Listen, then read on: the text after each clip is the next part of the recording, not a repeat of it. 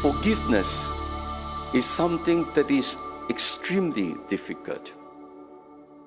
Although we want to forgive, most of us cannot, simply because the hurts that we have received from our enemies, they're deeply embedded in our minds and in our hearts.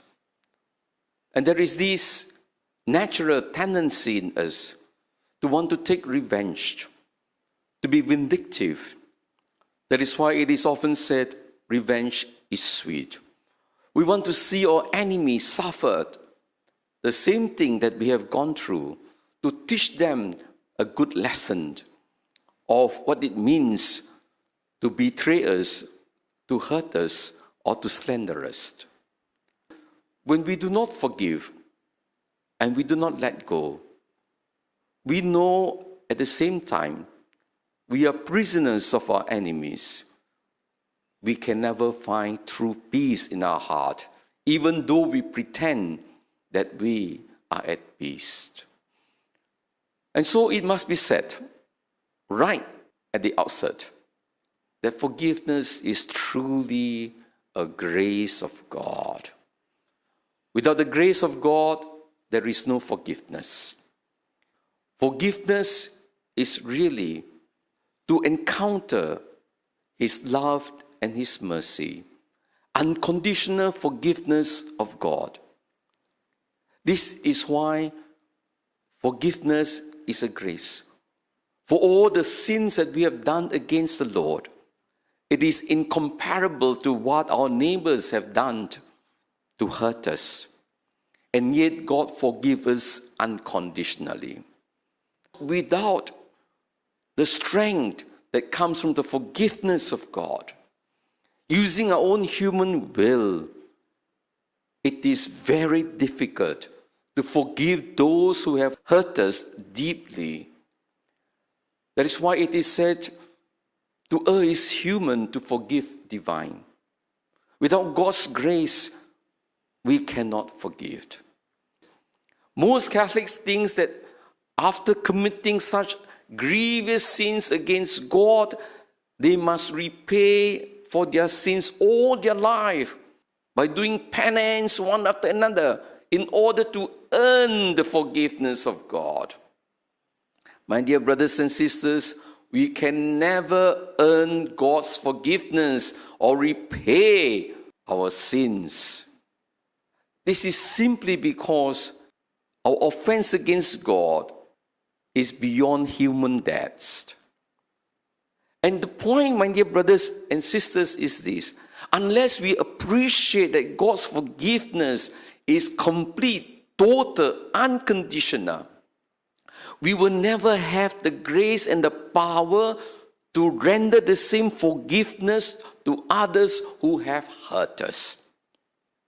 Of course, this does not mean to say that when we are forgiven, we remain untransformed in our life. Out of gratitude, we show that we are grateful by rendering forgiveness and by doing good to those whom we have harmed. And this is where we are called to contemplate on God's forgiveness and mercy so that we can give to others. There are many of us, in truth, never receive God's forgiveness. Even Catholics who go for the sacrament of reconciliation. Many of them, after the sacrament, come to tell me, Father, I know that God has forgiven me. In their head, of course. In their heart, they do not feel God's forgiveness. And what is the reason? Because they have not forgiven those who have hurt them. If we cannot forgive others, it shows that we have not received God's full forgiveness. In fact, God has certainly forgiven us for every wrong that we have done. But we impede the forgiveness of God because without rendering forgiveness to others, God's forgiveness is not complete. And the way to receive complete forgiveness of God is to forgive with the strength of forgiveness you receive from God of others. Then you are healed. Then you are restored. So reserving unforgiveness from others, refusing to forgive others, will make us prisoners of others. God has given us a very powerful gift. Every one of us have it. We can change lives.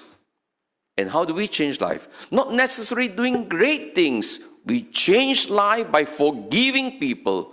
When we forgive people, people will have a new start. People will learn to forgive themselves. People will be transformed. People will be healed. People will be set free. And at the same time, we receive the healing grace from God. Life is so short, my dear brothers and sisters. If you bring your unforgiveness to the grave, you will have lost all the time on this earth to be happy, to enjoy life, to be at peace, to be loving. Every day you don't forgive means a day lost. So, my dear brothers and sisters, start living by forgiving. Set yourself free by setting others free.